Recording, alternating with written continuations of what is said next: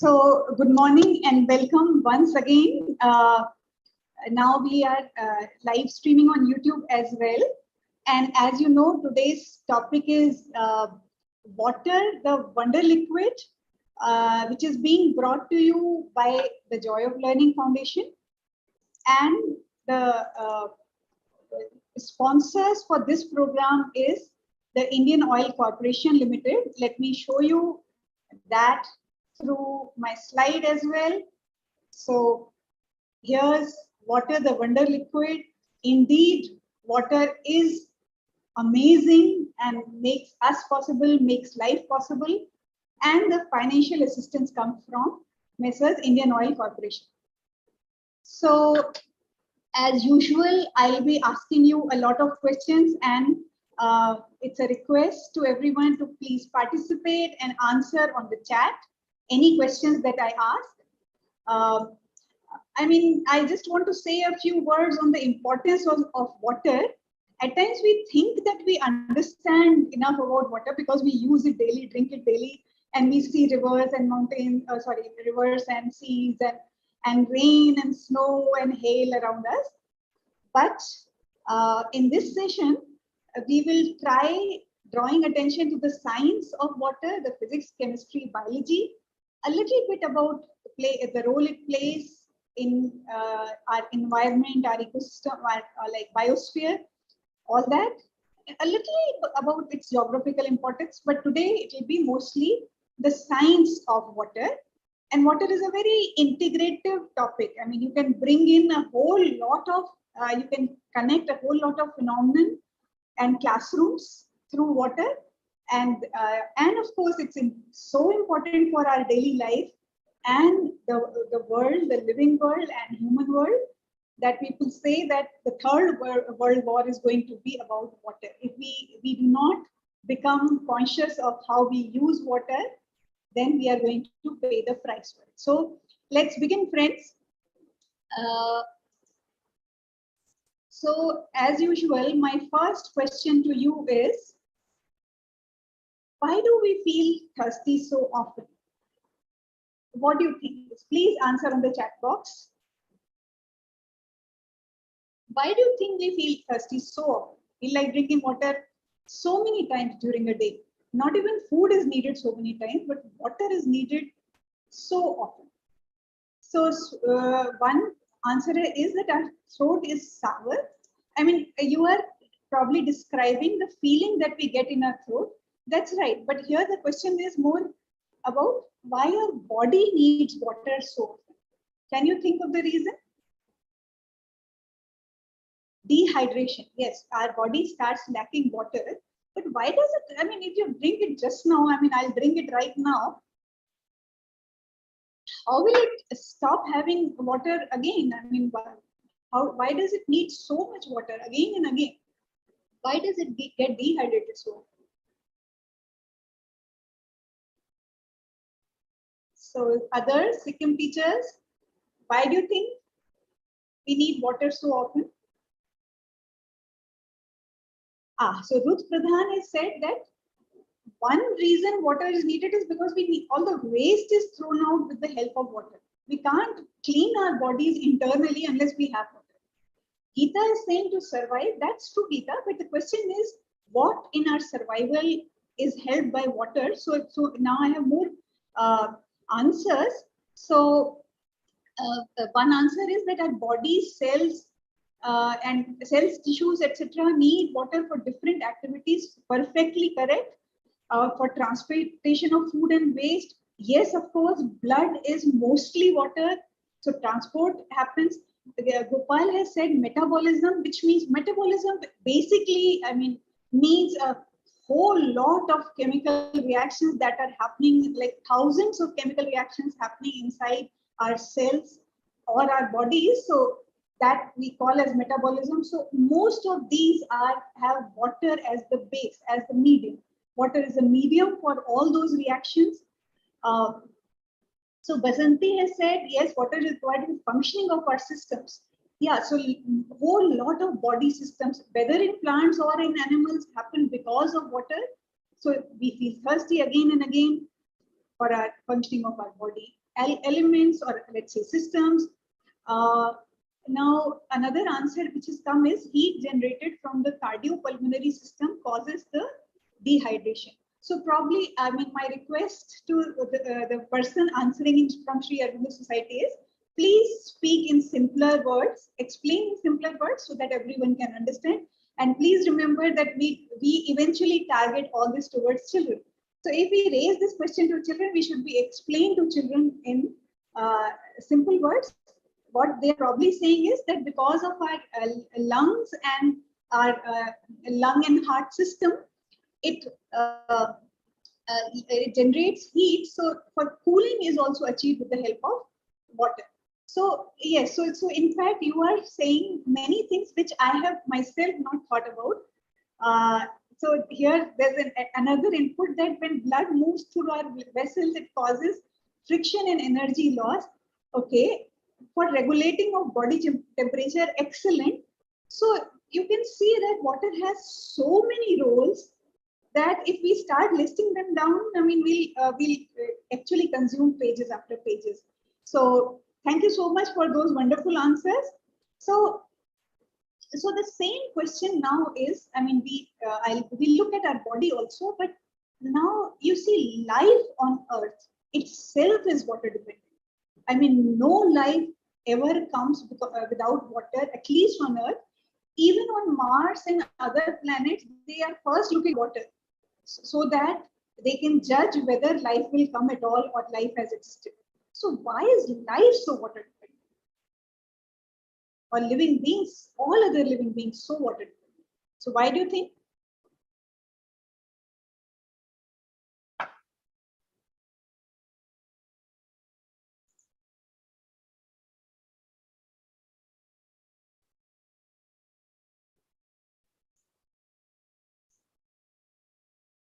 The answer would be related to many things we've already said still.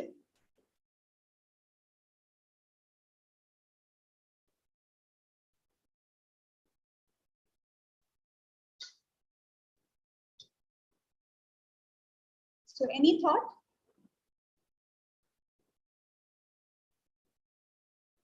Okay, so from Sri Aurobindo Society Pondicherry, one answer is that the temperate zone of planet Earth allows water in liquid form. So one is that water can exist easily as a liquid. And of course, one answer is that to carry out biological process, all living beings need water. It's not only that us need water, they all need water. And water exists in liquid form. Any other answer here? You see, friends, I want to draw your attention to the fact that the more you ask questions in our classrooms, which children can give various answers to, which makes them think deeper and harder, the better it is. So they can come to a lot of answers by themselves, but for that they have to think for themselves, they have to reason by themselves, and for that a teacher has to try questioning. So, okay, Ruth Pradhan has said oxygen is dissolved in water for aquatic habitat. Yes. So water acts as a solvent even for gases. That's very interesting. So even oxygen, which otherwise we take from air, but aquatic beings take it dissolved in water. So it's a universal solvent. Excellent. Yeah. So water dissolves so many things in itself. Yes. So you see, if we explore these reasons why water, I mean, life is so heavily dependent, we come across a variety of reasons why life happens because of water. And one very major reason is Earth itself has so much water. Our Earth is full of water. I mean, like 70% of it is water, the Earth's surface, and our Earth appears blue from space because of water. And whatever green color you see is also, I mean, it's because of plants that require, they absorb water and do their photosynthesis. So that's also water dependent. But yeah, the blue color is completely because of water. So firstly, the Earth has so much water. Second, the one important thing is the first life Geeta has said all the life processes work in watery medium. Yes, of course. But like 4 billion years back, life on Earth actually emerged in water. It came later to land and air, but earlier the first life emerged in water. So our ancestors, our true ancestors, developed in water, and then they evolved into various like millions of life forms. All that happened earlier in water alone. An interesting thing is, one very interesting thing is that I mean, the total amount of water on the earth remains the same. Not only amount, the water itself, it's like the same water which the dinosaur drank is the same water we are drinking. So it's like the same water is being circulated again and again. No new water has been created. Whatever exists initially came from space, and that's what scientists think, they theorize.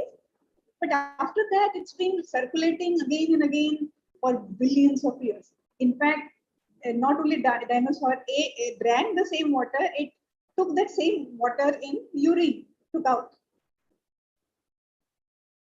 And the same water recycled is what we are drinking today. Now, a very interesting fact is, if you look at living cells, here, like plant cells and animal cells, both are shown. So the primary constituent material is actually water. Geeta Sapkota is saying today's water is polluted.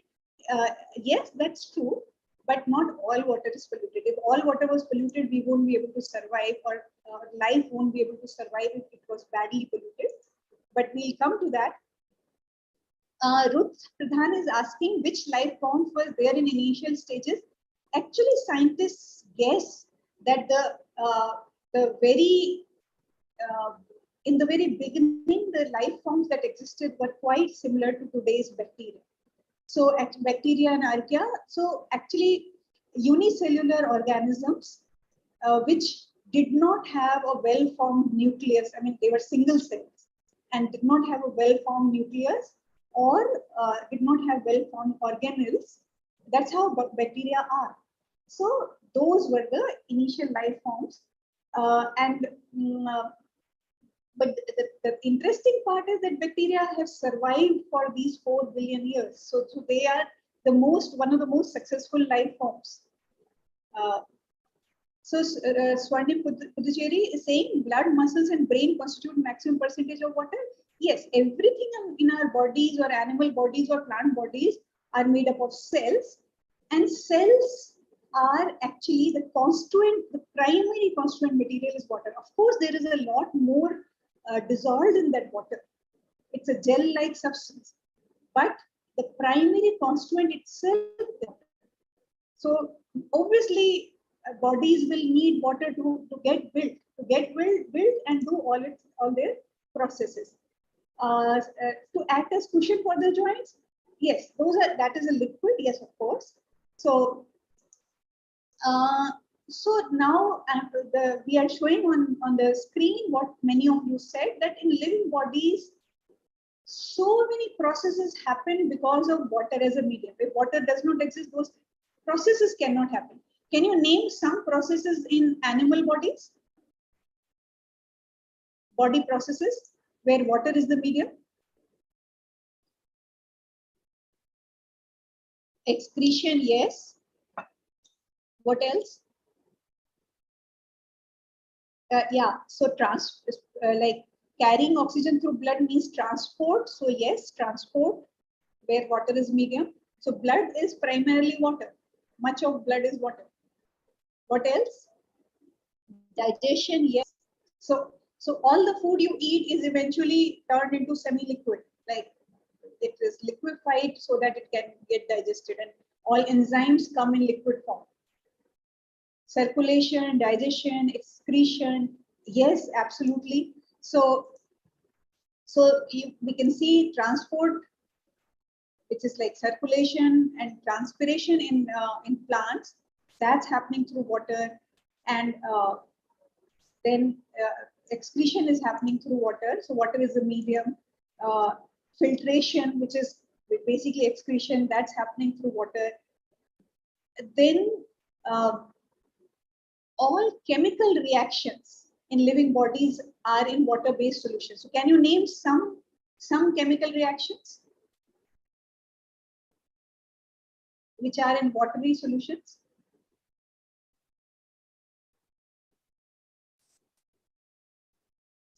Yeah, excretion of salt through sweating. Yes, excellent. Digestion. Digestion is many chemical reactions.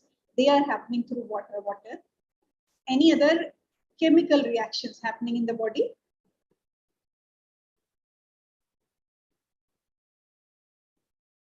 Excretion. Excretion is more like filtration. It's not actually a chemical reaction, but any chemical reactions you can name. Maintaining body pH.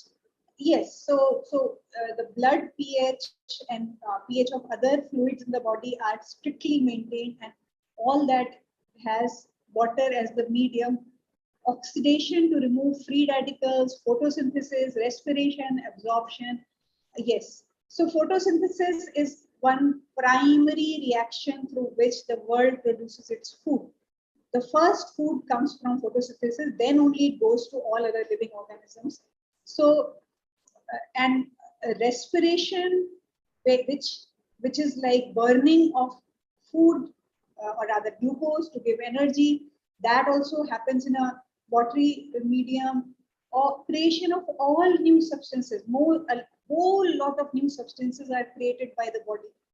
I mean, I'll not name them, but all those creations are happening, and breakdown of unwanted material. So whichever molecules are not needed, they are broken down and excreted.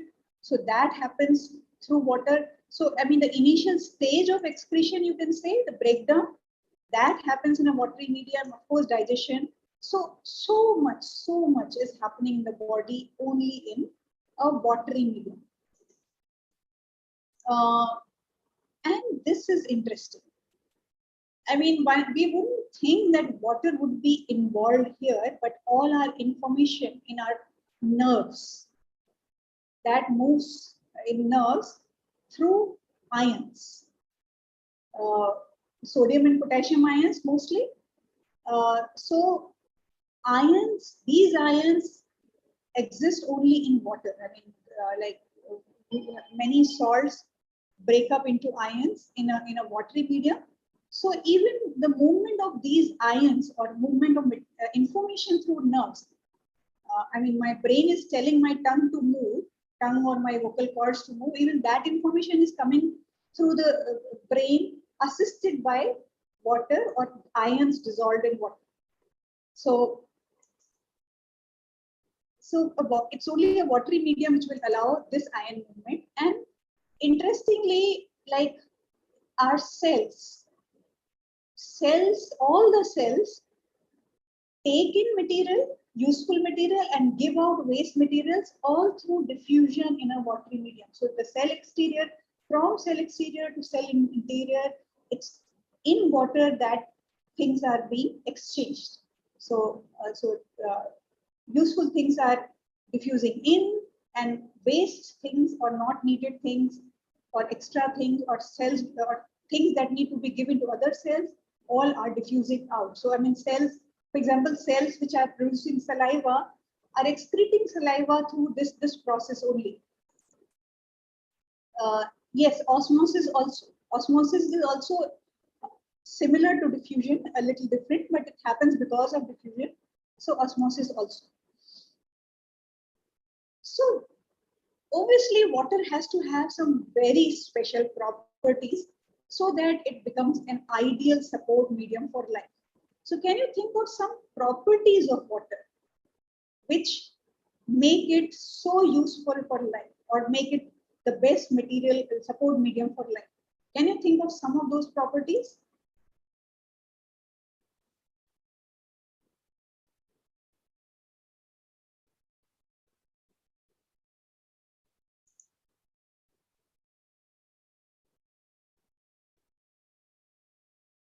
Yes, so universal solvent. Yes, excellent.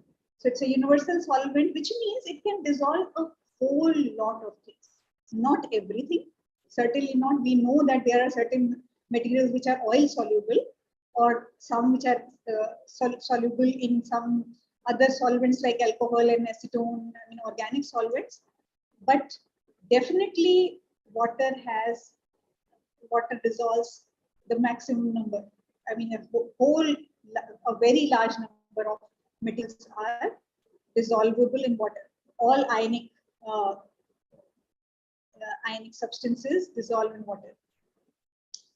Another very good answer has come from Basanti Sharma that water, look at the range of temperatures on Earth.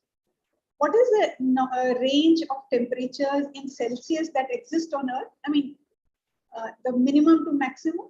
What do you think is the range?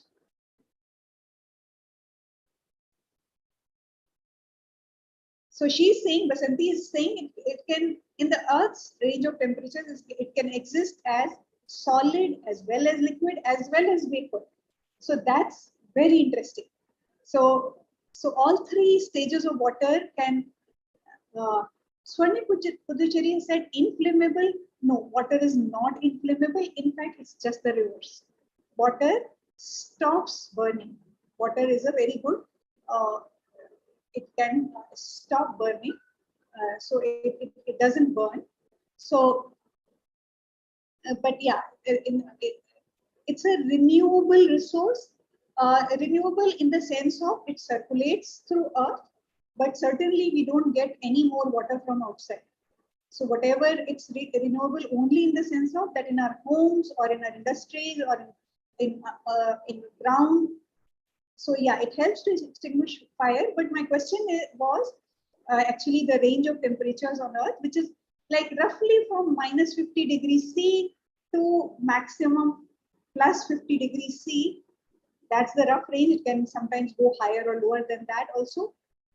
But in that range, water can exist as solid, liquid, and gas, all the three stages. So that's one property. Any other property which helps life?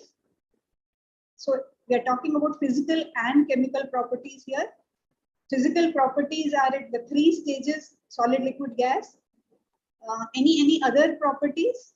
Chemical properties, okay, it extinguishes fire. So, okay, it is a cooling medium. It conducts electricity. Excellent. I mean, we should say that it conducts electricity in form of ions. So water conducts ions. So yes, it can dissolve oxygen. Yes. Can molecular structure of water help in self-purification? At least I don't think so. But maybe if somebody knows anything more about it, how molecular structure helps in self-purification, they can say, but not to my mind. I mean, I don't think water can self-purify because of its own structure. But if anybody has any knowledge about this, you can of course add.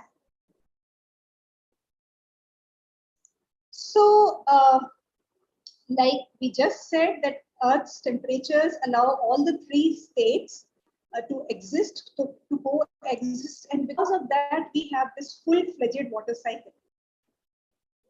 So we know that water evaporates from water bodies, goes in air, makes clouds, condenses, makes clouds, which drop down as rain, as liquid, and also snow, and then the snow keeps melting, and then we have all that liquid water flowing down, going into the ground, and also collecting in water bodies.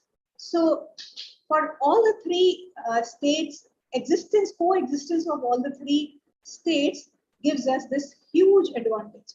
So Geeta Sapkota is saying that frozen water is lighter than liquid water, which helps to survive aquatic life. Yes, excellent. If this property was not there, that ice is actually slightly less dense than water and it floats, then aquatic life would not have existed in winters. I mean, in very cold winters. So we'll soon come to this property also. But currently, talking about the water cycle, because the Earth's temperature allows the three states of water to coexist, we have a lot of water locked up as ice on high mountains or higher latitudes, on the poles, in the Arctic and in the Antarctic. So a lot of water is actually available or stored. Sri Aurobindo Society says nowadays water dynamization is promoted as a method of making water alive so that it can self-heal, similar to principles in homeopathy. Sri Aurobindo Society, I do not know enough about it, and I think this is a complex area, possibly also controversial, because homeopathy itself is currently challenged a lot. So we will not actually currently say this unless the whole of the scientific community agrees to this.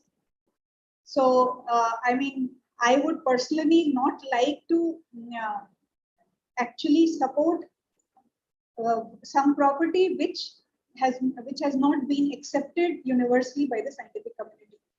Homeopathy may or may not work on this principle. We really don't know for sure.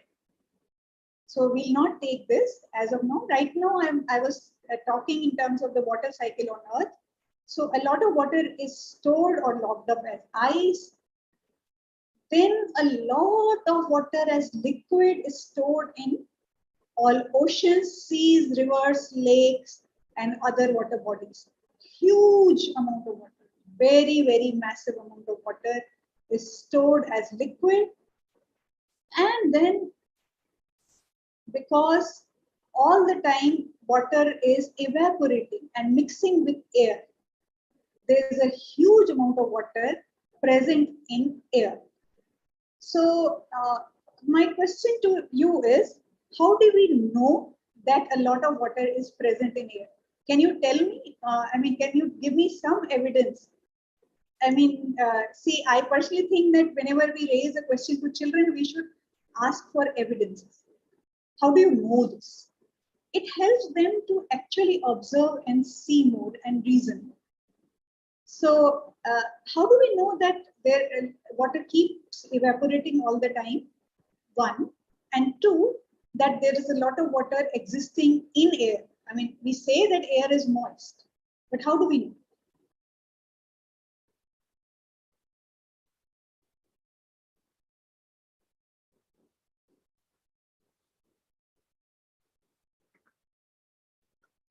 Okay. Geeta is saying, Geeta Sapkota, that wet clothes don't dry up quickly if the air is moist. Yes. So, but when the air is dry, I mean, when air is not moist, see, we can't otherwise feel moistness or dryness so easily. I mean, other than sweating maybe. So, but normally wet clothes dry up by themselves. Wet clothes, wet hair, because of sun heat. But even if sun heat is not there, how? How do we? Where is the evidence that water goes into air? Because if we spread water somewhere, if you spread a little water on your table, it will evaporate. Your wet hair will dry up. Your wet body will dry up. But also, if you keep something very cold, I mean, a cold, chilled bottle, you get this water droplets condensing there. So where is this water coming from? The water droplets that you see, where are they coming from?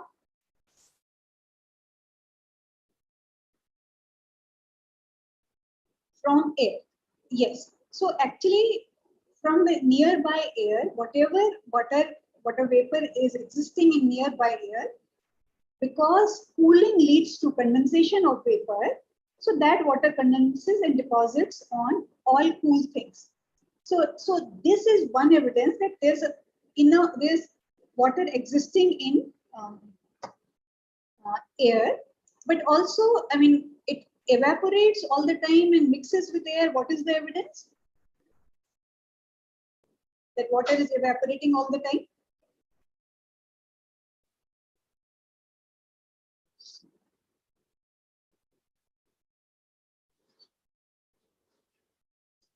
Okay, formation of clouds is one, but suppose clouds were made through some other phenomena. Yes, objects are getting drier all the time. I mean, yes, we know because if you wet your hair, or and when you bathe and wet your hair dry up after some time, clothes dry up after some time. Even in wet weather, everything dries up. See, soil gets dried up, correct? So actually, where is this water going? It's actually going in air, something that young children will not realize. Young children do not know that that matter is always conserved. They may just think that water vanishes. They have no difficulty thinking that water vanishes. It just goes away. I mean, you spread a little water on your table and it just vanishes. But actually, it doesn't vanish. It goes up into air, and water vapor is present in air all the time, as Vasanti is saying. Yeah, but we can't see it directly. We can feel it through our bodies. How do we feel it through our bodies? I mean, our bodies tell us whether the air is wet or it's dry. How do we know?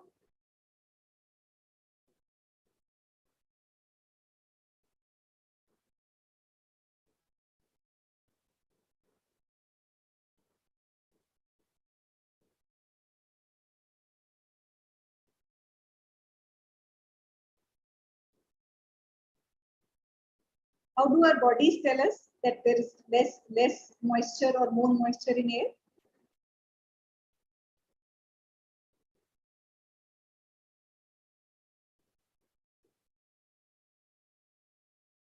Feeling of lightness, dryness, parched sensation, cracking of skin, feel chillness. Yeah, if the air is very dry, our skin may get very dry also. Uh, and sweating and cooling. Sweating. I mean, if the air is very moist, it does not absorb sweat, and we sweat, we feel very sticky. That happens in rainy weather to all of us. We feel very sticky because sweat doesn't dry up. Whereas if the air is dry, the sweat dries up and keeps us cool. Our sweating is our way, one way our body cools itself. So it doesn't happen when there is a lot of moisture in air.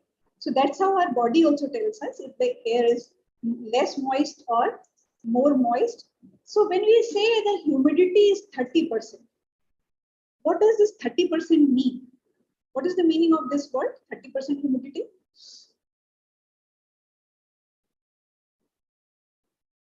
Yeah, we feel uncomfortable in moist weather. Yes, correct. So what is the meaning of this 30% humidity? So Swarnim Puducherry is saying percentage of moisture in air, which means is this 30% by weight or 30% by volume? 30% of what? Proportion of water by mass. See, if it is 30% by mass, uh, air has very little mass, very little. And in comparison, water's mass is much more. So it can't be 30% by mass. It has, that 30% has some other meaning. So just make another guess.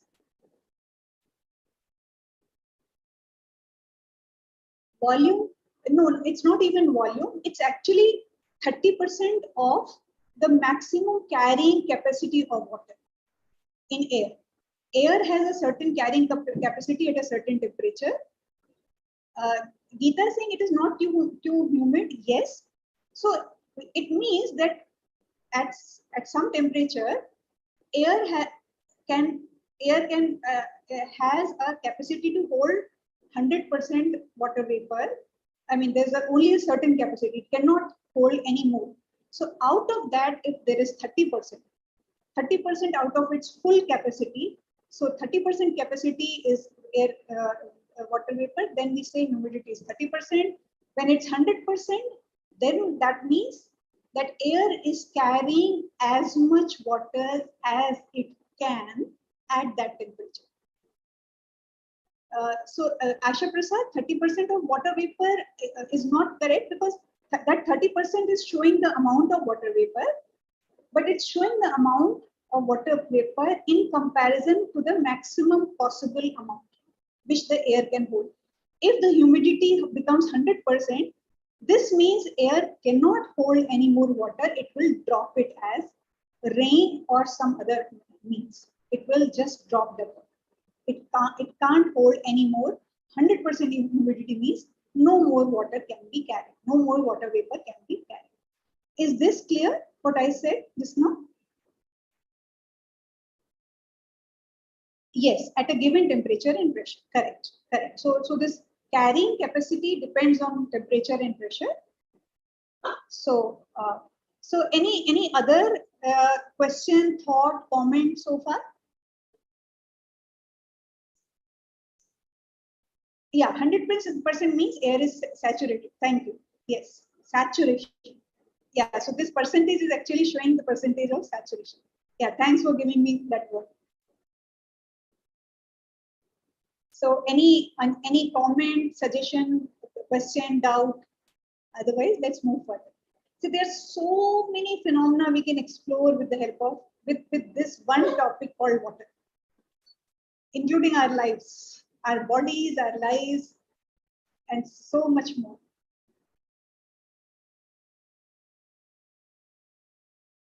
Okay, friends, so I'll move ahead.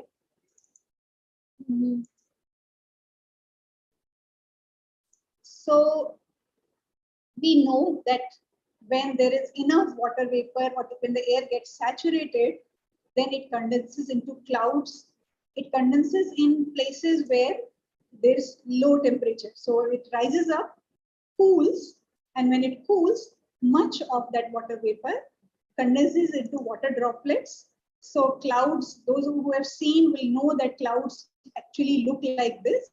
It's just dense water vapor and nothing else. And I mean, with children, this experiment can also be done in a classroom. I mean, you will have to take a Ziploc bag and you keep some water. You can even color it, and if you keep it outside, water will first evaporate, and because it has no other place to go, it will start condensing and depositing as water droplets and start dropping down. And you can, I mean, just for fun, somebody has drawn clouds over this so that it shows formation of some kind of clouds inside. But here, I mean, this photo shows you that the vapor that comes out of our mouths also in winters also is kind of a cloud because it has water droplets. It's not pure gas, it has water droplets, and that's why it's white in color. That color, white color, comes from these water droplets, light falling on those water droplets. And here it's a high-speed strobe photo of cloud droplets, and you can see that you can very clearly see these droplets, water droplets in a cloud. And here we will create cloud in a bottle. So I will, this is again a beautiful experiment to do in a classroom, and I'm asking Parul, my helper, to help me out. So I have a simple plastic bottle. What I'll do is I'll put some little water into this. So though there's very high humidity right now, so I mean, even if I did not put it, won't matter, but otherwise it's important to make the air inside wet. So I'm making it wet, and now I'll pour out this water. So I am emptying out this water, but the air inside is moist. Now what I'll do is I'll introduce, so I have an agarbatti here. I will introduce a little smoke inside.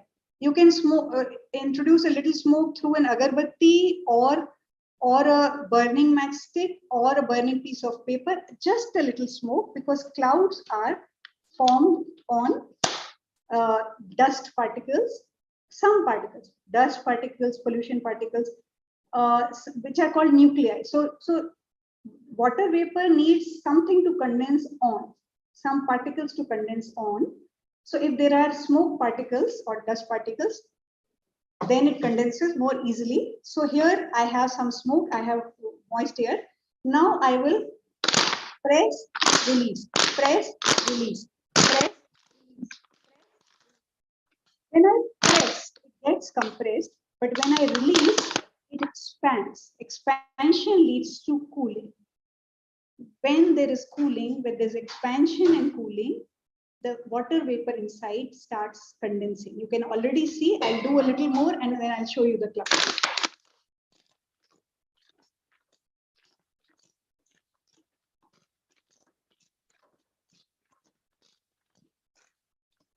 Look at this. There's a lot, much cloud inside. Real cloud. No cheating. So real clouds, which I will try showing you on my camera. I hope you can see. I'll have to keep a dark surface. Dark.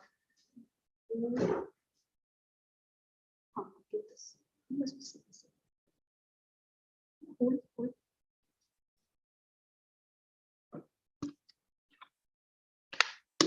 Can you see?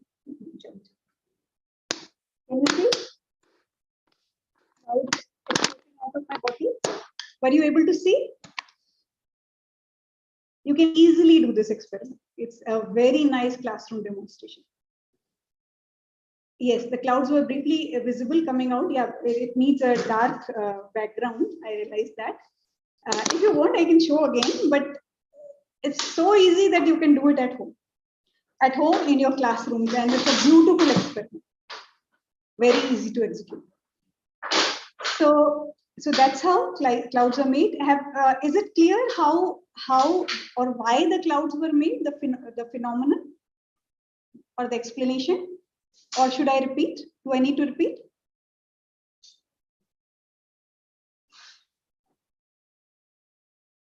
Yeah, this is a wonderful experiment. The first time I saw, I was fascinated, completely fascinated.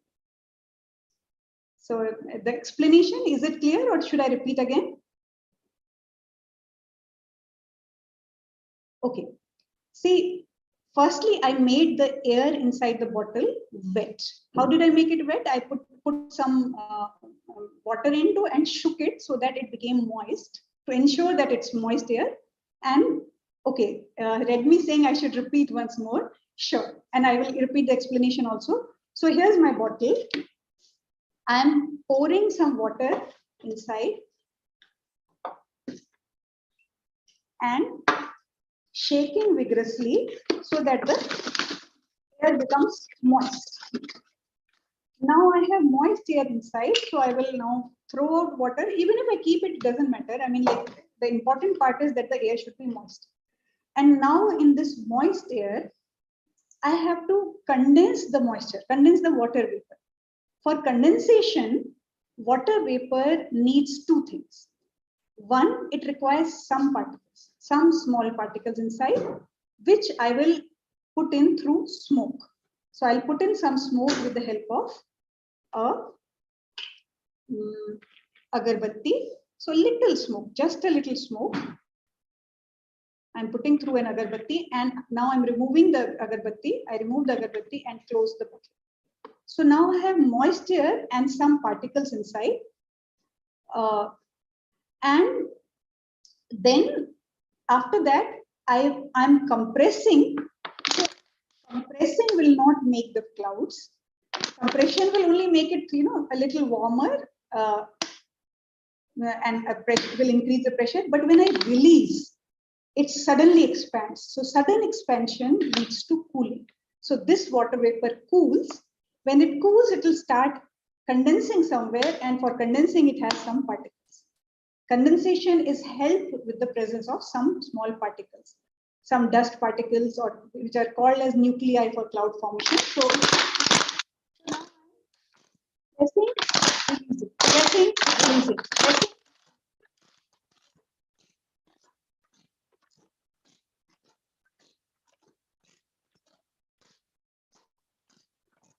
So I have enough made here. Now I'll try now. Can you see?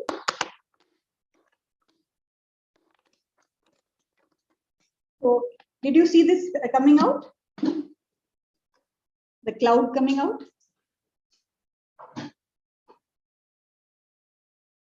So Raghu is asking, so after continuous rains, will there be dust in the air to be nucleated? There are nuclei present in the upper parts of the atmosphere. So, well, I don't know the mechanics of this so well, but like cloud formation does need nuclei, which I mean, which all particles act as nuclei is not necessarily dust. So, which other particles act as nuclei? I'll have to read about it, right? In the upper reaches of the atmosphere. So there's condensation, and then condensed particles become rain. They join up, become heavier, and then drop down. Okay, friends. So let's move ahead. So after that, here is the standard water cycle where you see precipitation, which means rains, which gets collected in a whole lot of water bodies and in the ground, that which evaporates, and then this water vapor in the air then condenses into clouds, which drop down as rain and snow. So that's how water cycle continues on Earth. We are all familiar with it. So now we know that water exists in soil. A whole lot of water is in soil. So where is it kept in the soil? Where in the soil?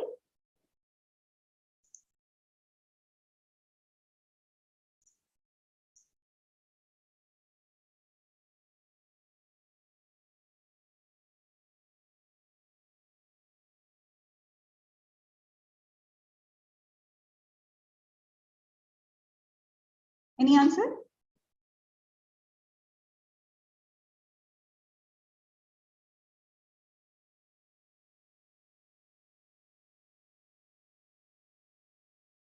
Pores present in the soil bed. Yeah, so in the form of moisture, yes, liquid water, but in the soil. So I will show it more clearly. So it depends a lot. There are spaces in soil, and it depends really on the kind of soil and soil structure. So if there are like soils which have a lot of free spaces in between, like sand, so those soils will have, since they are free spaces, water will fill up in those spaces. But if the soil is very compact, I mean, and very small particles and not much space like clay, then water will not get deposited. So I will come back to this idea much more about groundwater. We'll come to it later. But currently, I wanted to talk about salt water versus fresh water. We have heard so much about it. After all, there's so much water in seas, so much water, and still people living on coasts are short of drinking water because all that water is salty. And that's why there is a shortage of water in the world, drinking water in the world. But the question arises, why can't we drink salt water? I mean, why? We have heard that sailors in older times, if they finished their water, they would die. They could not drink salt water. So why? Why can't sailors, or why can't even we or sailors drink salt water? What's the problem?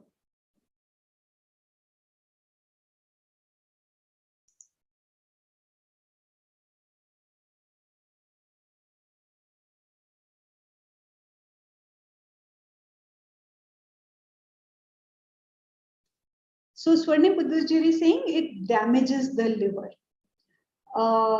Okay. Geeta is saying seawater is much polluted. Not necessarily. Seawater can be very clean, but it definitely has salt. It's saline, but why can't we drink saline? That is the question.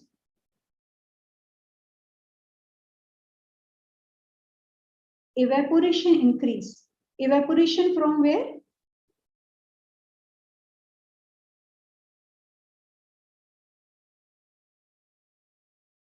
From body. So what? Let's drink lots of water. Even if there's fast evaporation, so what? We can drink more. If the sea has so much water, so let's drink 10 liters per day. So red meat saying it makes the blood salty. Swarni Puducherry is saying contains maximum amount of salt, not maximum. Of course, more salt can be added, but it's already very salty. Priyadarshika has said kidney problems. Yes, actually speaking, our kidney kidney has to filter out excess salt. Shri Aurobindo Society has said body already has a salt balance. Drinking saline water will make body reject the saline water. That is correct, but our kidneys can reject excess salt. Saline water will make more thirsty. Blood can't absorb salt. No filter salty blood kidney needs again more water. Yes, what Redmi has said is correct. Thank you. That actually kidneys will have to take out this salt because our blood cannot tolerate this so much salt, our body cannot tolerate so much salt, so kidneys will have to filter it out. To filter it out, they'll require even more water because all excretion happens with the help of water. So they need more water to filter out this salt, this much salt. So that means body will get thirstier and thirstier. It will become more thirsty if it drank seawater. So people actually died on sea journeys if they did not have fresh water. And there's this very interesting story about this man who was lost in the sea. This is available on Google. You can search and look for him. I mean, he survived alone in a small boat for 14 months. Swarni Puducherry is saying it causes high blood pressure. Yes, I mean, it will cause high blood pressure in the beginning, but eventually kidneys will fail because kidneys will not be able to filter out so much salt. So, so this man survived for 14 months at sea in a small boat. He was found later far, far away, thousands of kilometers away from where he was lost. He was a fisherman. His friend died, but he survived. How do you think he survived in the sea for so long? It's a very famous story. He's even written a book about it. How do you think he survived?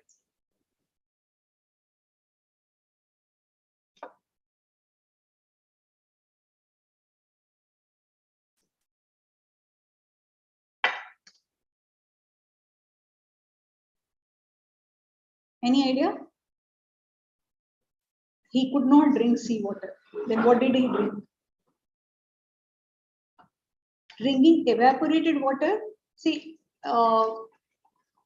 even collecting evaporated water, you require materials so that it's not so easy to collect, to condense water vapor which is around.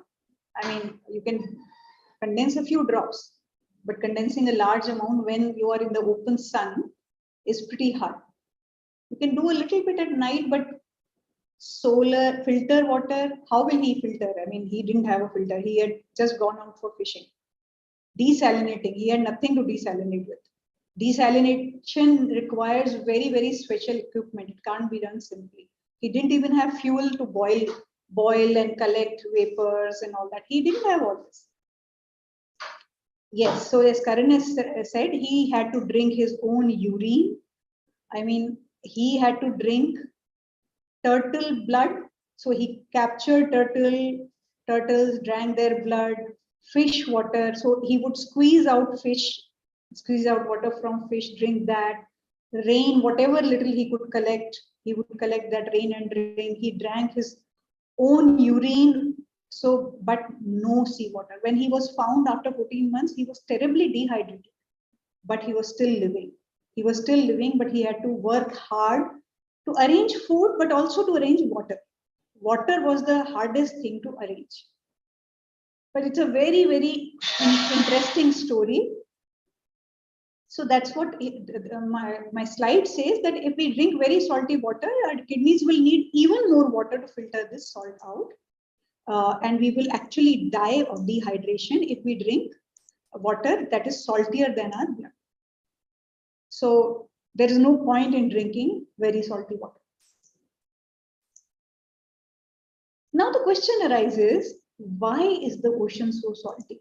And where did all this salt come from? I mean, so much water in the oceans, but so salty. Gita is saying he only drank water, no curry and dal. Gita, but he did not have water. The problem is he was in a boat.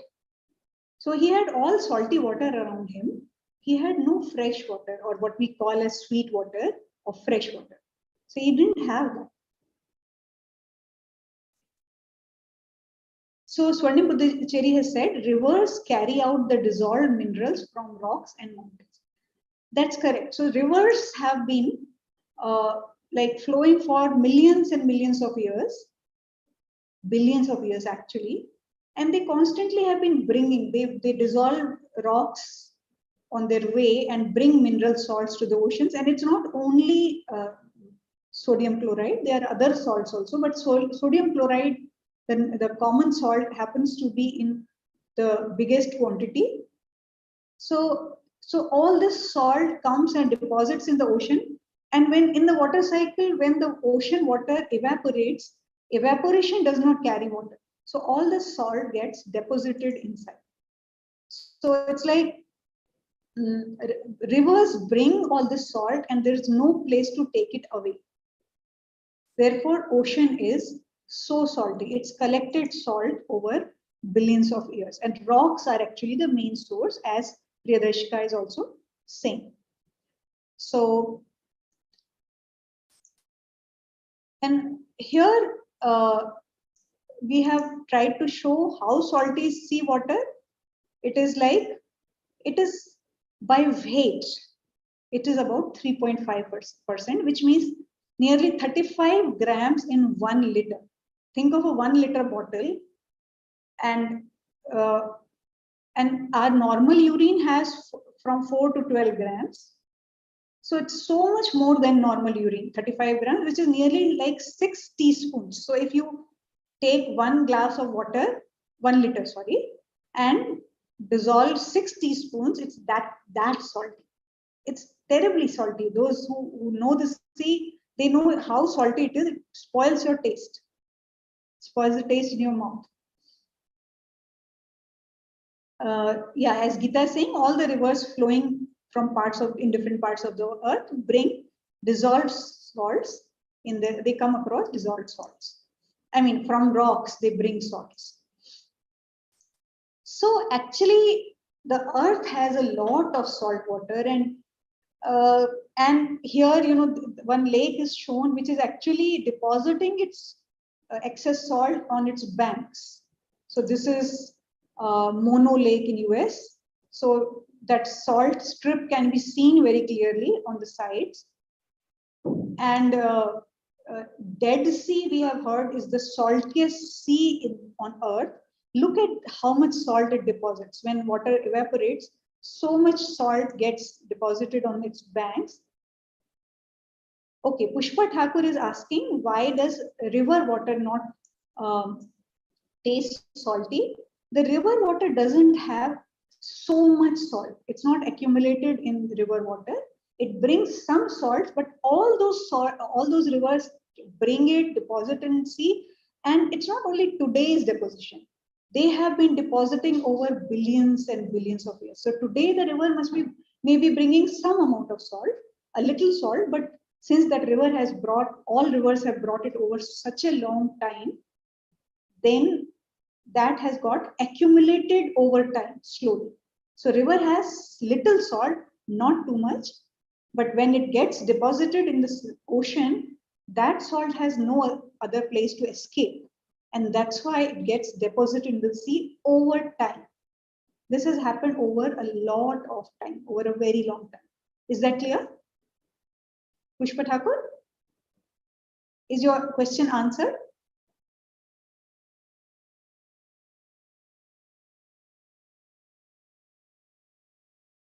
Pushpa Thakur, are you satisfied? Okay. So here is Dead Sea, and you know, I mean, Dead Sea is famous for its salt. So much salt that no life can exist here except for a few salt-loving bacteria. They are special salt-loving bacteria.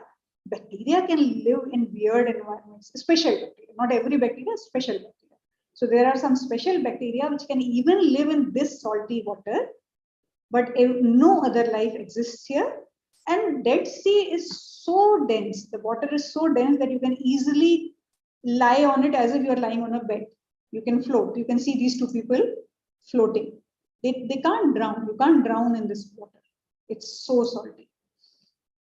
And as we have already heard, and this picture is from the NCERT book, that if we see how much fresh water is available on Earth, so if we think of one bucket of 20 liters, and suppose that is the amount of salty water available on Earth, then out of that, only half a liter, about 1 mug, is fresh water. Just 1 mug out of one full bucket. And out of that, 0.15 liters, 150 milliliters, which is like a glass, that much is groundwater. And actually just 0.00125 liters. I mean, this is like 1 milliliter, actually not even a full spoon, which exists in rivers and lakes. I mean, this is not 7, it should have been and rivers and lakes. So less than a spoon is available in rivers and lakes. So most of the world's water is actually salty, and there is very little fresh water. Though that fresh water is enough for our needs, but because of misuse, now we are running short of fresh water. We will come to this topic, the scarcity of water, in another session. We'll not take it up today, but now I'm going to this other property of water, which was said earlier, that water has this strange property. No other solid is lighter than its liquid form. It's no other solid. I mean, most liquids, when they convert to solid, they become denser, so they can't float. I mean, you can think of wax or any other substance. Normally, the solid state will not float on the liquid state except for water. Water at 4 degrees is the most dense, and ice is at 0 degree or below. So ice floats on top of water. I mean, we have seen it in our when we put ice cubes, and in icebergs floating on the sea also, a little part is visible. 1/9 is visible. Rest of rather 1/10 is visible, and 9/10 is below the surface. So icebergs are very little visible on top, and much of it is below. That's because of this special property of water, that it expands slightly on freezing. And this property leads to a very huge advantage, which was said by one of the participants. Can you please say what is the advantage of this property?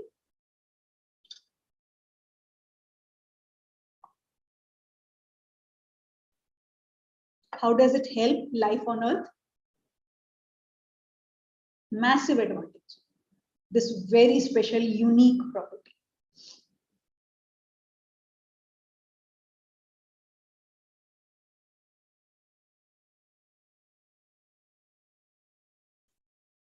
Space is not so much of a problem in the open sea.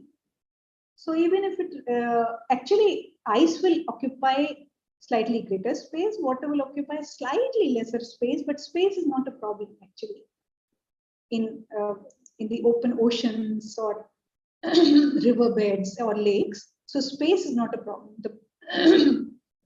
The advantage is something else. Evaporation will be very less. Evaporation at these temperatures is anyway less. When the temperatures are like 1, 2, 3, 4 degrees, there's very little evaporation. So evaporation happens much more when in the warm areas of the world, which are like 30 degree, 40 degree, 20 degree, 50 degree. So evaporation also, but evaporation less has no advantage here. So Geeta is saying density of ice is lesser than the water, which helps to survive aquatic life in cold water. Thank you. Yes, as Geeta says, you know, in colder climates, lakes and rivers freeze. They freeze, but the first thing that freezes, or rather whatever freezes, floats on top. because the water below is slightly denser. It is at 2, 3, or 4 degrees. So it is denser, and the ice at 0 degrees floats on top. So only the top surface is frozen, and below the frozen surface, there is liquid water in which fish survive. So fish and all aquatic animals can survive even if the water freezes on top. So this is not only in polar regions, it's there in all the colder regions of the world. Wherever lakes and rivers freeze, this leads to survival of marine life, aquatic life. So whatever life exists, it exists below in. But then the question arises, why does it expand on freezing? Why should it expand on freezing when we have heard that solids have lesser space between particles, liquids have greater space, so solids therefore are denser, generally in all substances. Then what is so special about water? Can anyone say why it expands on freezing? Does anyone know?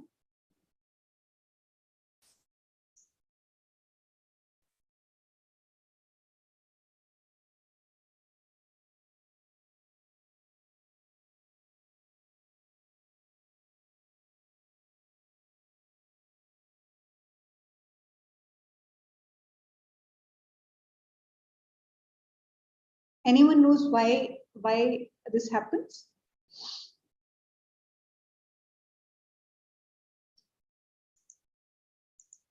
So it's because of the peculiar characteristics of water. Water has, water has 1 oxygen and 2 hydrogens, and actually it's a covalent compound, but still it has a little charge on the. I think we have shown it. Wait, have we shown? Yes, we have shown it here. This is the water molecule. The water molecule has oxygen and hydrogen, 2 hydrogens. Because oxygen has many electrons and protons, so oxygen has a tendency to pull the electrons towards itself. I mean, hydrogen and oxygen are sharing electrons, 1 each, but the electron remains less towards hydrogen, gets pulled towards oxygen because of a higher number of protons here, or positive charge in the nucleus. So a little pulling of electrons happens here, because of which there's a slight negative charge in this part of the molecule and slight positive charge on the hydrogen. So this is like delta plus means a little positive here, and delta negative means a little negative charge here, because oxygen pulls electrons towards itself. So water becomes slightly a charged molecule, slightly positive on one side, and positive on this side where the hydrogens are there, and slightly negative on the other side. So because of which this happens. You know, when water molecules, when in the liquid stage, all these molecules are shaking very fast. There's fast movement, so then these bonds do not form. But when the movements becomes lesser in the solid stage, when ice starts forming, so you see here, these are called hydrogen bonds. These are formed because every oxygen attracts the nearby hydrogen. This oxygen attracts the nearby. Every oxygen is attracting some other nearby hydrogen. So all negative charges are attracting the positive charges. So each molecule is pulling the nearby molecules also. And because of this peculiar nature of the structure of the molecule, this hexagonal structure is formed. So this is the hexagonal structure existing in ice, which is not there in liquid water. And you can see this hexagonal structure has blank spaces in between. So because of these blank spaces, ice expands a little and increases slightly in volume. Increases slightly in volume, so ice floats on top of lakes and rivers, and because of this, below ice, fish and other aquatic animals, water animals, can live. So Is this clear what I said about hydrogen bonds in water? Yes, the same thing has been said by Swarnim Puducherry, and Geeta has said density is maximum at 4 degrees C, and below this temperature the density will decrease. Yes, correct. Thank you. So if this freezing of water, expansion of water on freezing and its floating is clear, then I will move on. Friends, we are telling you all this because these questions would arise in children's minds, even if it's not part of the curriculum, and children may ask. So teachers must definitely know. A teacher has to know more than children, and it's good to know answers to common questions that children can ask. Otherwise, also it's good to know for ourselves. Now, once again, the question comes, why is water a good solvent? We know that water dissolves salt easily, sugar easily, a whole lot of things, salts mainly, dissolve so well in water. Why? Why is it such a good solvent?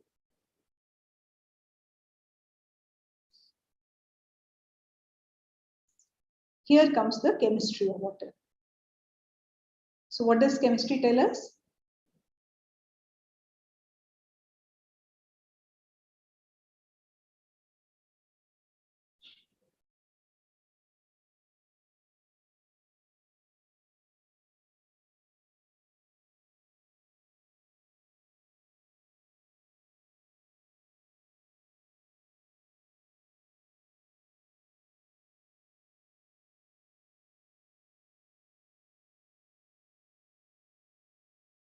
Water is neutral, but a lot of pH, say hydrogen bond formation. Yes, actually, see, water is neutral because we have, like, pH is neutral because we have decided to treat water as neutral, and acids and bases both dissolve in water, and that's why we treat water as neutral. But the question is, why do acids and bases dissolve in water easily and all other salts dissolve in water easily? Because water has this hydrogen bonds, or exactly the thing we just said, because water is a polar molecule.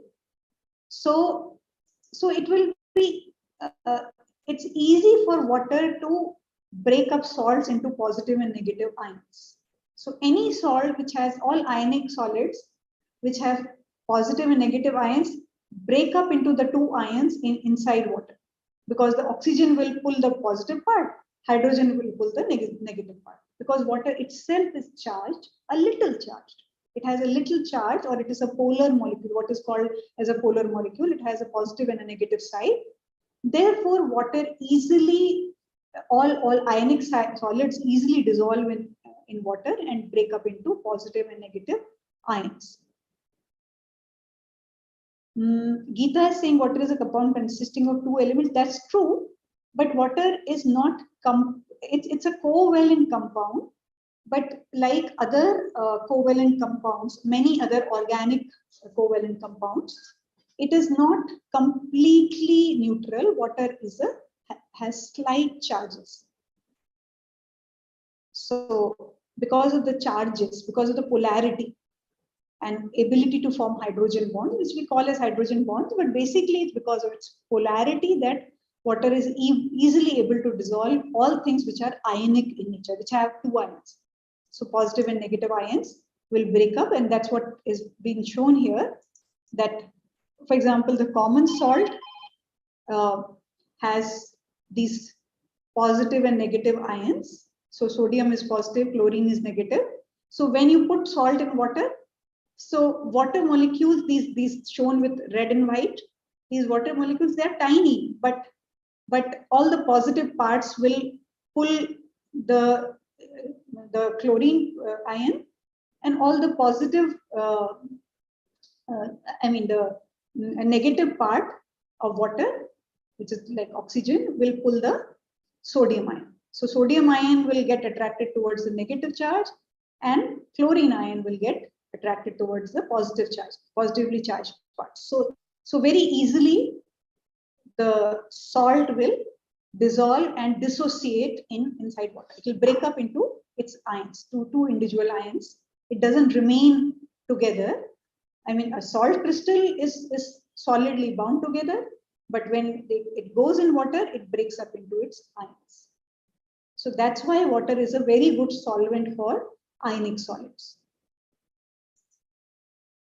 So ionic solids, acids, bases, etc. break up into ions. So is this explanation clear?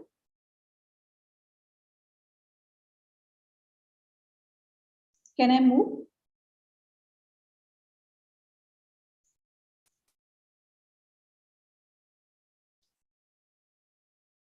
So if there's any doubt or confusion, please feel free to stop and ask. Stop me and ask, right?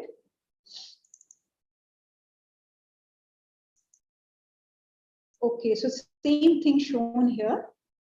I mean, here they are looking like teddy bear heads, but these are water molecules. The blue ones are water molecules, and the green ones are chlorine, and yellow ones are sodium. So same thing shown here.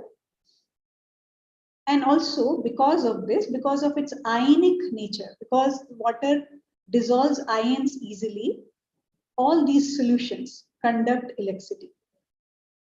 Ions conduct electricity, not electrons here. Electricity gets conducted in wires through electrons, through moving electrons, but in solution, it's the moving ions which conduct electricity.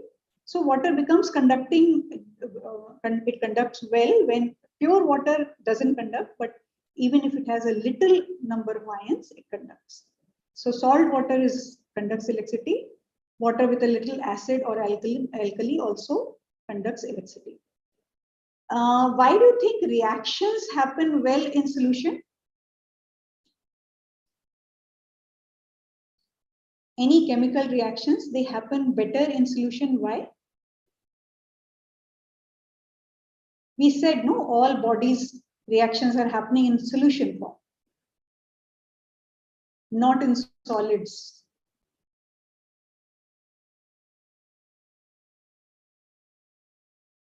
Any reason?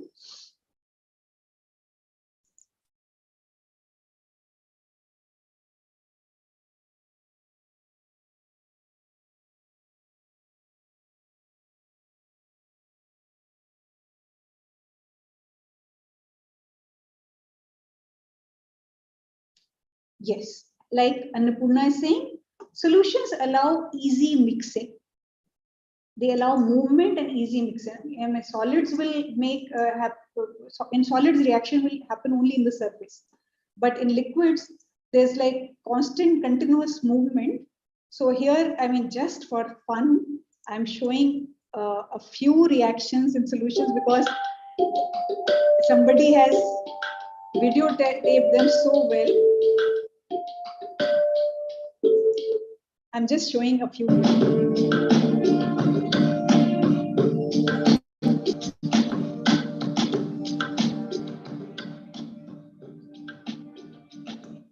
You can see that later if you want. I mean, like there's beautiful reactions shown here. This is from YouTube. So close-up of chemical reactions. Even crystallization has been shown here. Crystals growing and depositing.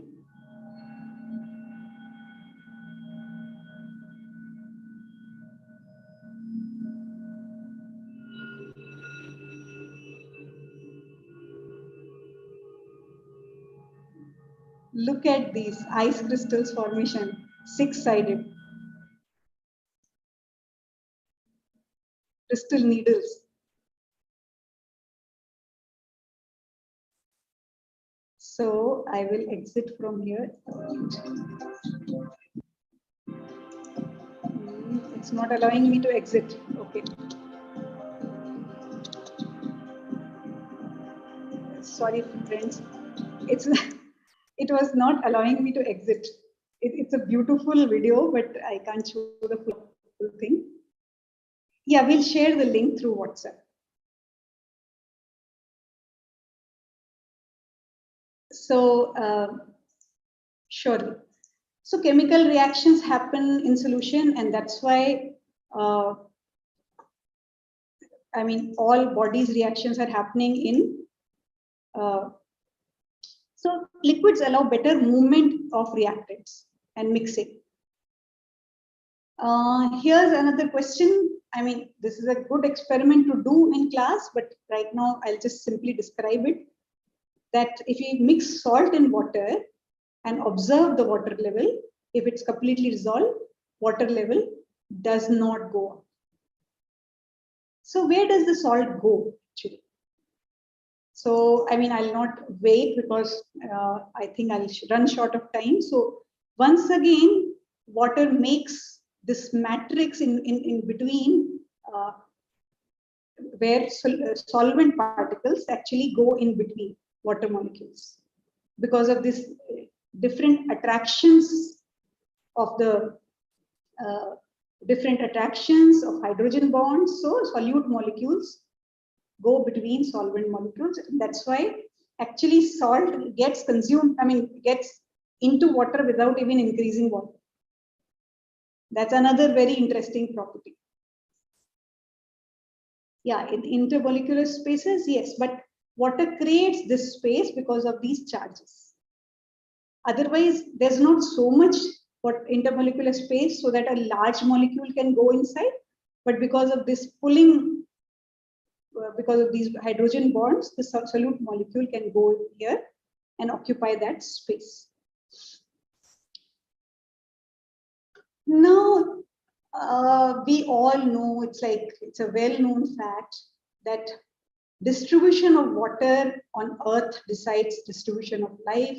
So just to show it, we have shown the Tadorba forest in Maharashtra.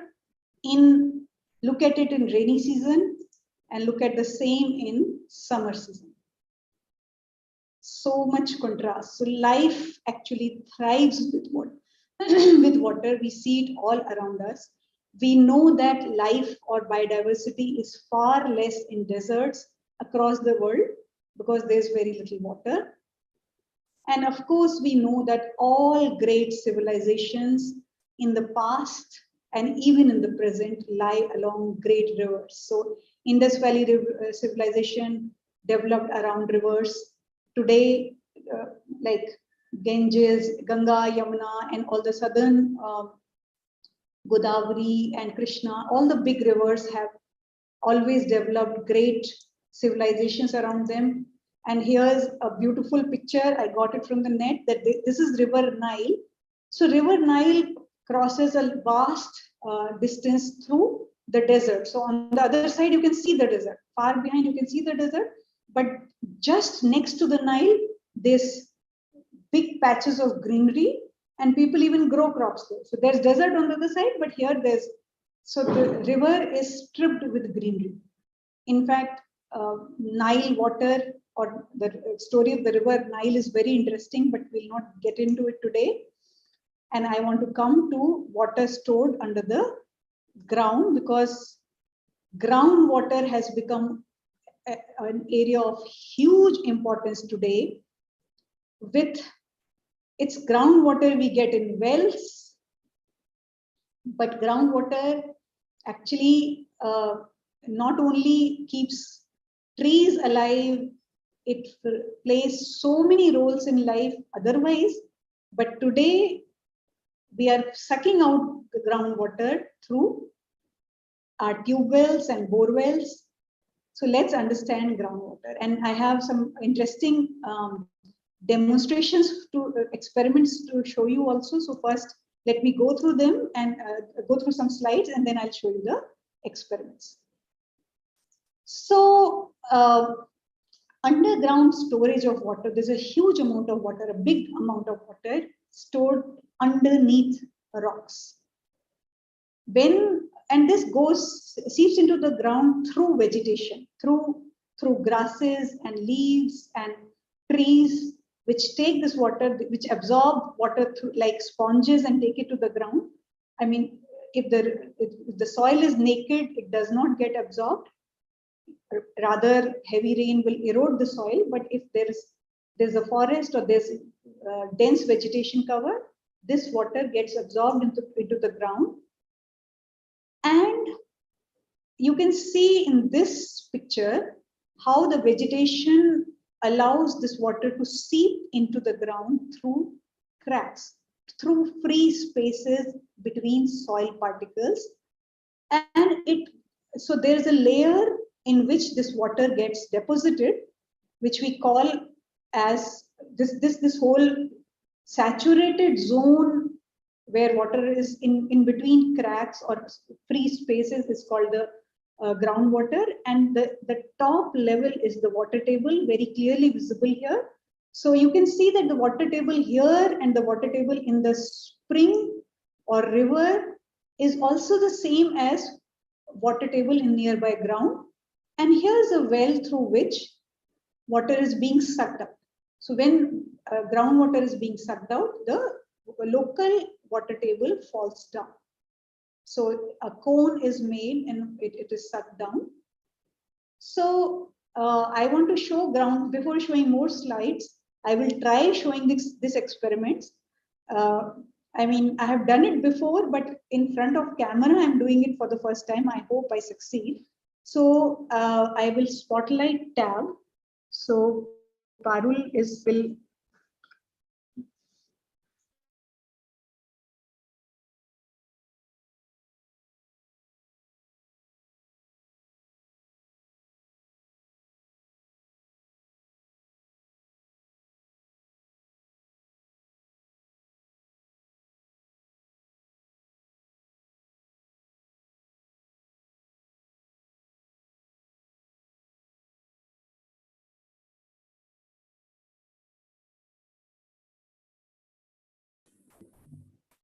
Anshu, you're muted actually.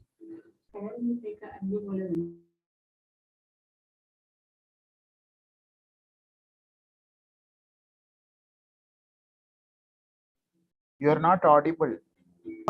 Can anyone write if they can hear me? You're not audible. I'm not audible. Audible. Now you're audible. Now you're audible. Yes. I have taken a transparent box in which now I put in some pebbles so that we have the lower part is actually cracks in rocks. It's cracks or places in rocks which will get filled up with water. So right now I'm just putting pebbles here.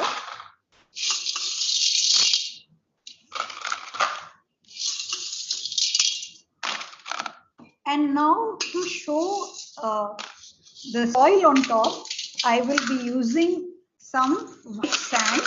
So let me pour some white sand on top of this. Actually, white color is used so that you can see whatever is happening. White sand shows it better. It doesn't happen so well with gray sand. So this aquarium sand I have taken. You can use Suji as well. Suji has a problem, absorbs a lot of water, it wells also. So I am using this aquarium sand. So I am deliberately making some portion higher than others and some lower. And this is our ground. And now this ground has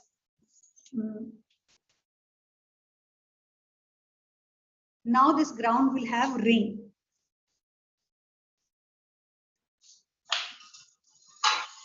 So I'm pouring colored water all over, so to prevent rain. Maybe I should make a little more color. Let me see. Yeah, it's not so visible on camera. I increase the color in the water, make it a little dark color so that you can see properly.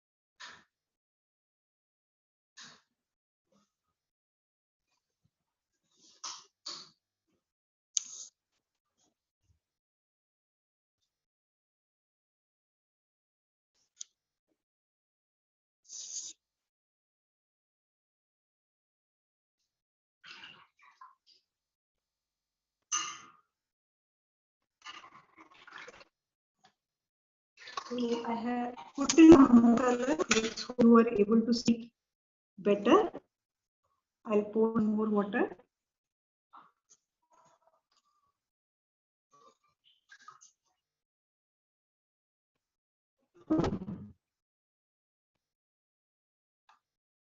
So we have, lately water has filled up. But the color is not very visible below. Doesn't matter. What I'll do is I'll try creating a lake here on top, a lake and a river.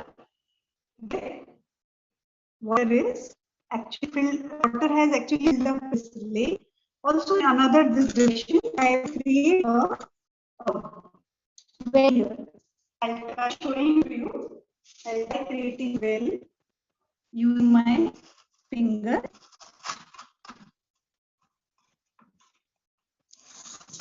My well here actually becoming broad doesn't matter. I'll try making it with the help of a, but the sand is actually going and filling it up, because even in a well, we if the soil is very sandy, we'll need to build it with help of a walls or something. So currently, okay, suppose let's see, this is our well, and we have like we have and you can see the water level everywhere is same, right? I mean, we can see from side as well as now. Let's extract from, say, this water body. I will extract some water.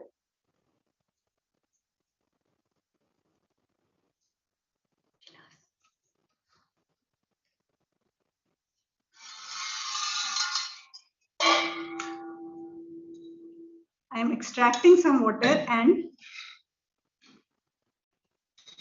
I think this is a way from which extracting. So it's a bore well extracting water. Water being sucked out you elsewhere.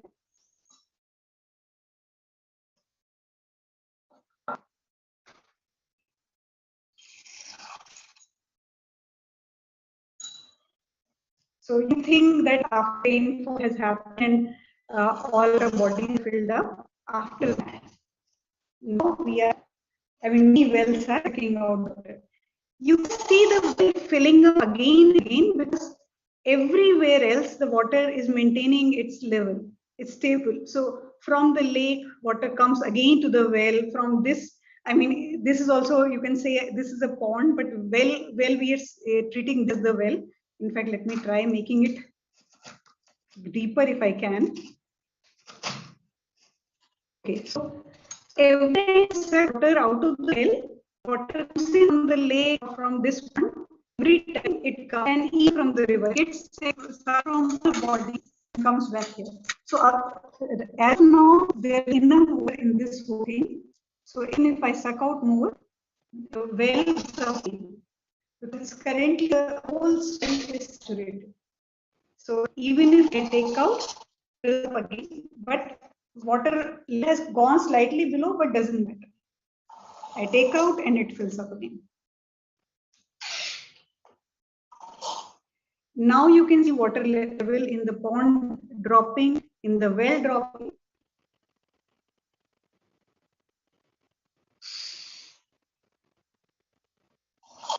Well has water, and see everything else low. This is below the rocks with much more visible sight.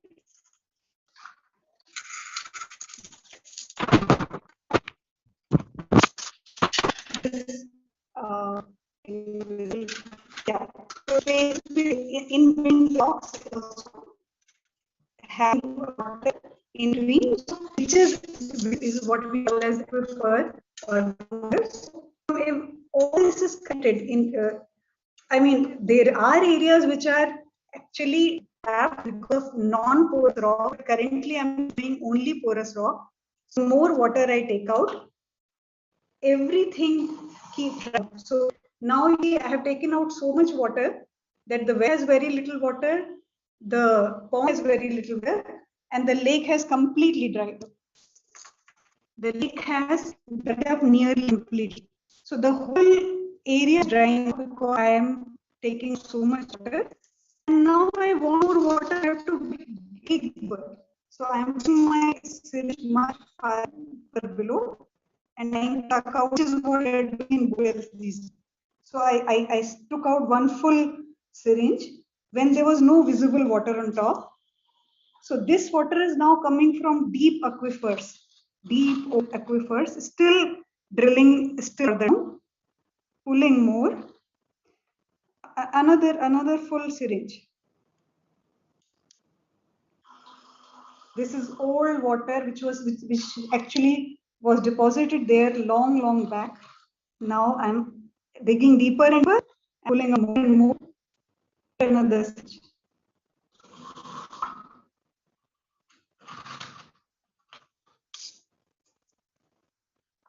Yet the syringe.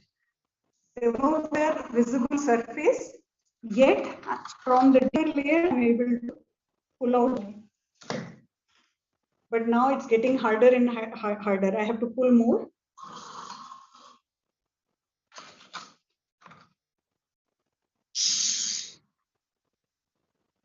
Again, another syringe.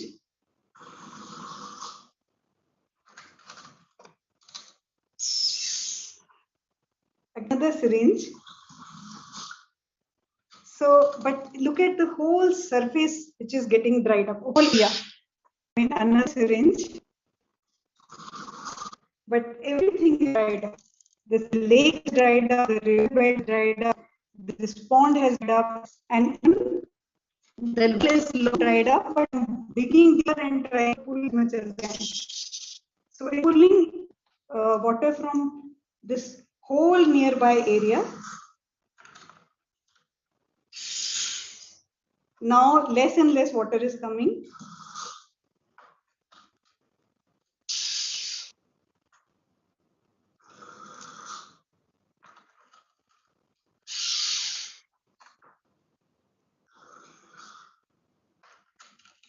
So the water table is gone. All water in the aquifers is gone. Instead of whatever is there, everything is gone. All have been taken out now. This is what we call groundwater depletion, over-exploitation. That rain unable to fill what we have now. It's still out, it's still coming. I'm trying hard, so it's still coming out every time, but less and less now. So we know that from groundwater, people are now digging 200 feet deep, 300 feet deep, and pulling out water across our country, across the world. So as I pull more, the whole area is dried up. All water bodies dried up. I pulled groundwater, but actually decimated water in this whole region. That's the idea I want to show. Now I'll back.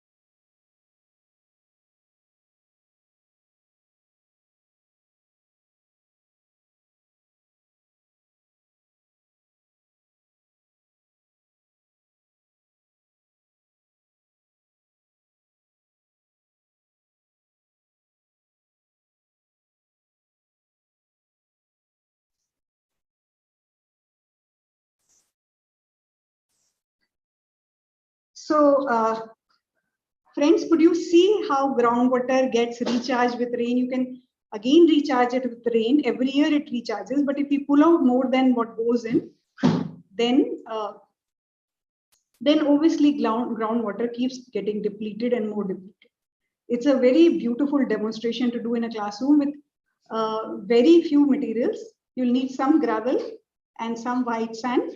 But if you don't have white sand and gravel, I have done it with suji and and some kind of dal, some big dal, which can be kept as pebble, and then there's suji on top. Just suji needs to be saturated, and suji means semolina, and then that also shows many of these things.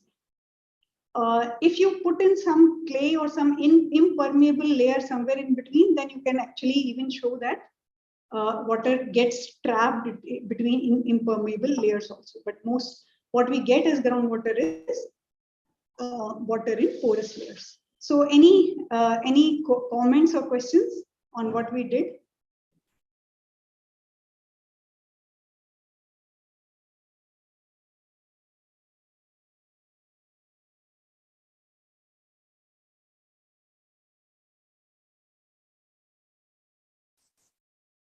Okay, so what I was showing, yeah, it comes out quite nicely. And the same thing is shown in the screen here, that this water table, spring, and well are all connected to each other. Then, so it's like groundwater is actually clean water in general, unless we pollute it from top. Yes, yeah, as Pushpa says, it's a very nice demonstration. It's very helpful and very important. It's becoming, in our lives, it's becoming very important for us to value water properly, and for children to understand, children and adults to understand. So groundwater is this filled up water in the saturated zone, where in between rocks, there is full water, and this is same level as the surface water, and there is some unsaturated zone also where there's not full, which is not fully wet. So and groundwater is filled in between these cracks. Here it is showing this is showing that there is impermeable rock below, and then there is porous rock on top, which is filled with groundwater, and there is the well, and there is again upper area which may not be, which is porous, but it's not saturated. So the upper layer where till which it is saturated is called the water table, and the same water appears in wells. So, and even step wells that were created in olden days in many parts of India, our ancestors used to value water a lot. So they created structures, and here this is deliberately showing groundwater which comes out in springs. So it will come out as a spring only when there's some kind of a vertical drop. So groundwater will continuously come out as spring. And because of suction, this cone forms in which the well keeps pulling out water, particularly with electricity. I mean, simple well doesn't pull out so much, but heavy suction with the help of electricity pulls it out. And here, this picture actually shows this like aquifer, or the places where water is stored need not be uniform. They need not be. There are many places where water is filled. In between, there may be impermeable rock. So it is like this. This one is showing that there may be many cracks in between where water is filled. And if to get water, we have to drill wells to reach one such layer.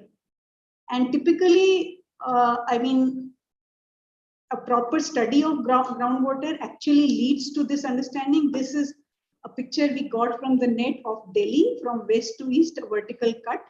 And the yellow areas are showing clay where there's no water. This is a vertical cut. Vertical cut. This is this triangular thing is some kind of a small hilly area, but the gray parts are aquifers, or the zones where there is water. Yellow is clay, so gray part is sand. So water is actually filled up in this sand. So a well will have to be dug to the gray area to be able to extract water in a well.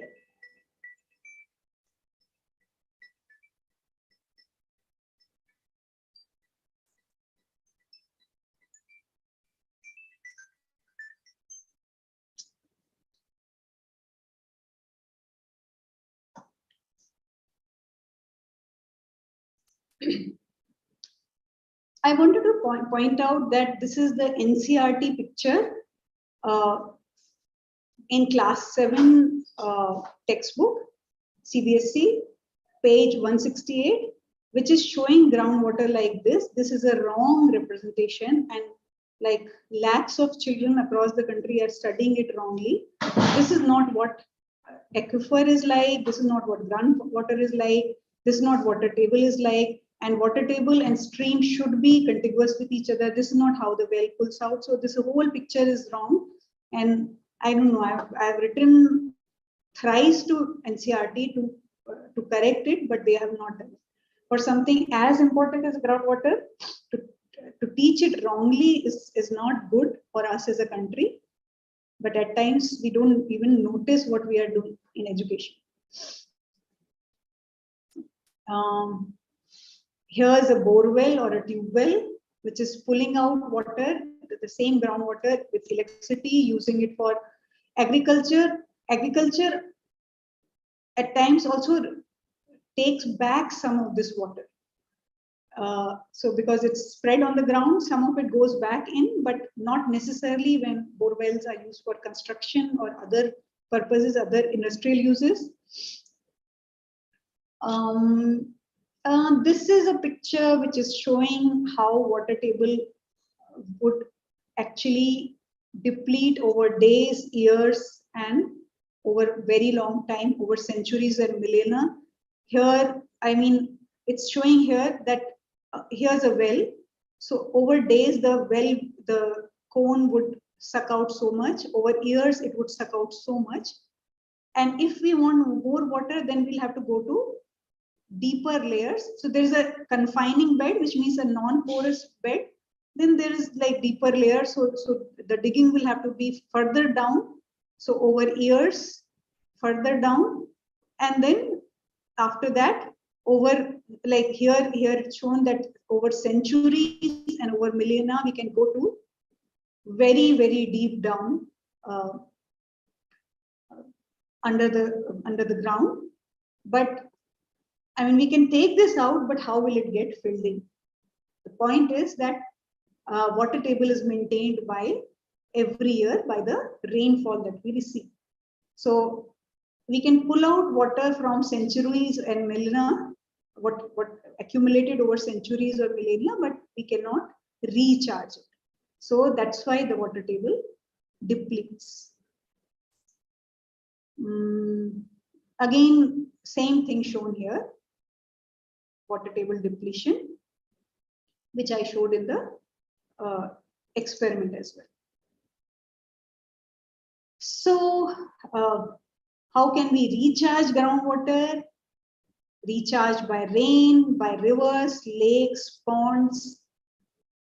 If we leave leaves on the ground, leaf litter, then rainwater gets absorbed. So we should not be removing fallen leaves.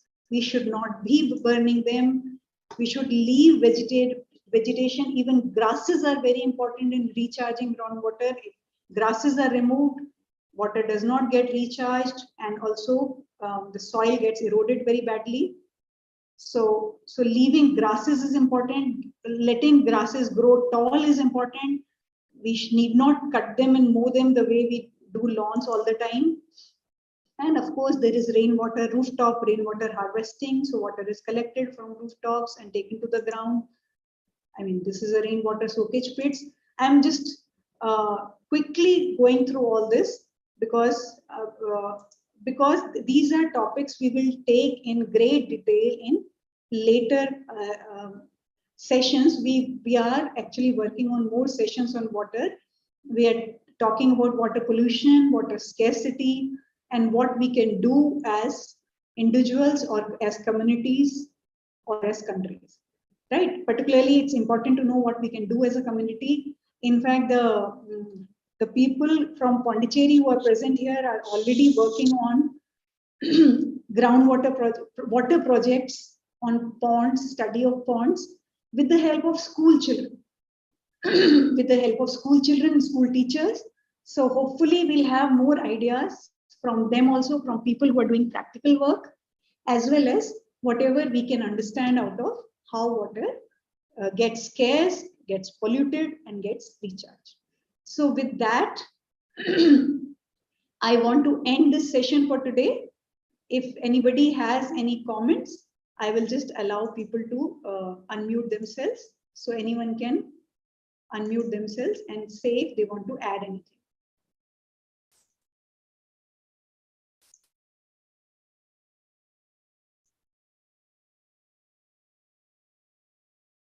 I don't know, Sikkim has less attendance today. Maybe water doesn't sound like an important enough topic or interesting enough topic or difficult enough topic. We tend to see only conceptually dense topics as difficult, but importance, all environmental topics have attained a huge importance today. So thank you, Deepika. I hope all of you are able to take this to children, and how I wish more teachers from Sikkim had valued water. So, but I'm glad those who have attended will take it further. So we'll be coming back with more sessions in physics, chemistry, biology, and environmental science in future. See you in upcoming sessions. Thank you so much. Thank you for attending. It's a pleasure to connect to teachers. Okay, friends, goodbye, and goodbye to people in Pondicherry as well.